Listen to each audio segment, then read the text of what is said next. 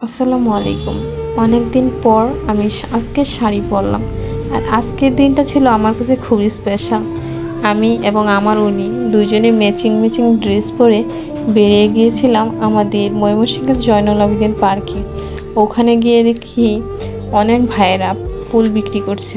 প্লাস্টিকের ফুলগুলো আমি ধরে ধরে দেখছিলাম, এক একটা কেমন যেন নিস্তেজ হয়ে আছে, দেখতে বেশ ভালোই লাগছে, কিন্তু প্লাস্টিকের ফুলের প্রতি আমার কোনো রুচি আসে নাই।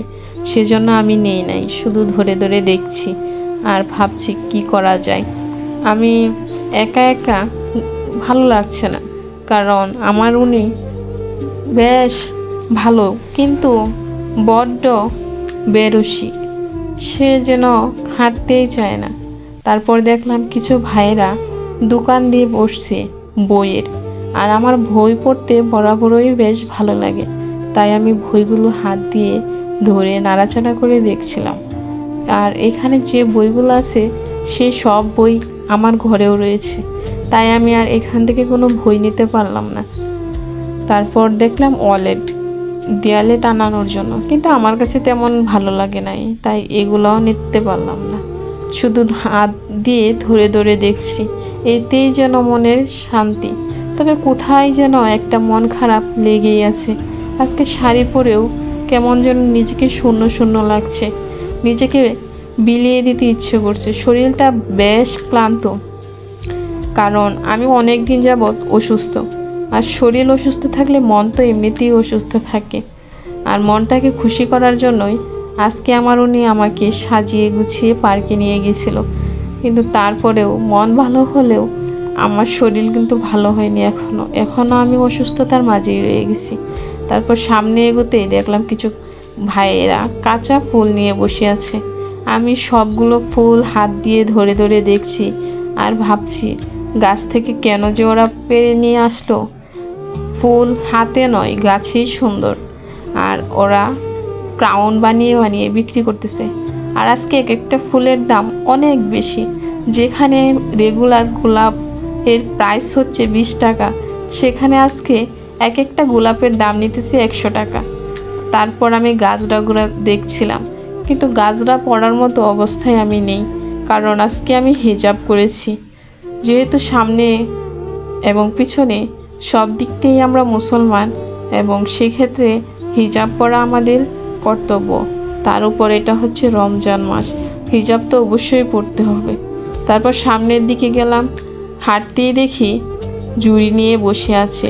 বাঁশের তৈরি ঝুড়িগুলো বেশ সুন্দর, আর আশেপাশেও অনেক সুন্দর সুন্দর ঝুড়ি দেখলাম।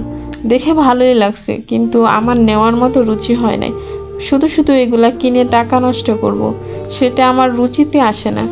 আমার টাকা নষ্ট করার প্রতি আমার কোনো ইচ্ছে নাই। শুধু হাঁটছি আর দেখছি একের পর এক ফুলের দোকান। আমি দেখতেই আছি আর গল্প করতেছি। তারপর একটা ভাইয়াকে বললাম আমাকে একটা ক্রাউন বানিয়ে দিতে, কিন্তু এখানে ফুলগুলো সব নিস্তেজ হয়ে আছে, একটাও সতেজ না। হয়তো ওরা সকাল থেকে নিয়ে বসে আছে, সেজন্য এরকমটা হয়ে গেছে। আমি যেহেতু বিকালের দিকে গেছি, তাই আমার কাছে ভালো লাগে না এই ফুলগুলো। তাই বললাম যদি ভালো ফুল থাকে তাহলে ওখান থেকে আমাকে ক্রাউন বানিয়ে দেন, কিন্তু ওরা দিতে পারলো না। তারপর আবার একটু সামনের দিকে হাঁটলাম, দেখলাম এক খালা বসে বসে ক্রাউন বানাচ্ছে, এবং আশেপাশে আপুরা অপেক্ষা করছে সেই ক্রাউন নেওয়ার জন্য। ওই যে মাথায় যে বেলটা করে দেয় সেটাই হচ্ছে ক্রাউন। আমি জানি না ওইটা কি আসলে কি বলে, আমি তো ক্রাউনই বলি, কারণ আমি হচ্ছে গ্রামের মেয়ে। আর গ্রামের মেয়েরা এসব একটু কমই চেনে, আর সবাই চিনে কিনা আমি জানি না, তবে আমি চিনি না।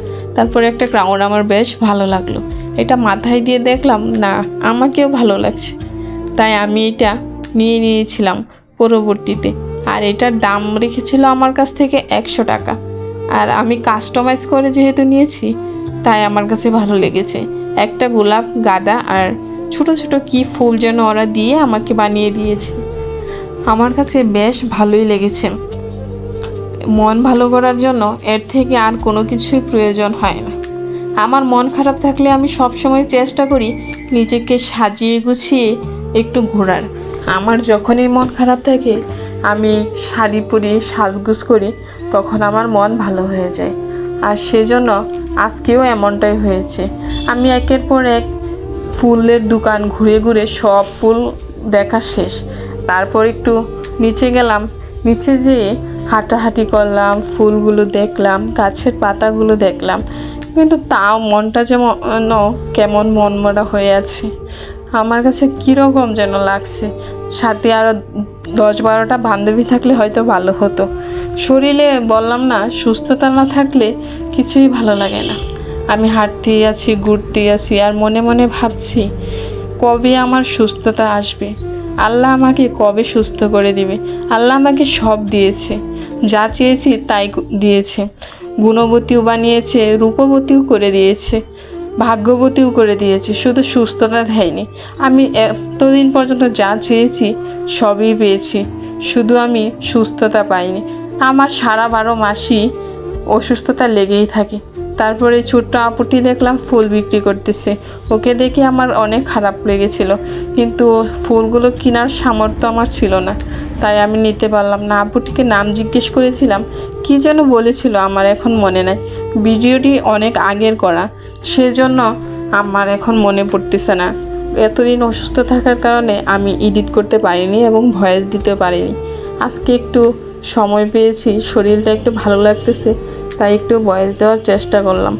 আপনাদের যদি ভালো লাগে তাহলে অবশ্যই ভিডিওটি দেখবেন এবং একটা লাইক এবং কমেন্ট করে যাবেন। আপনাদের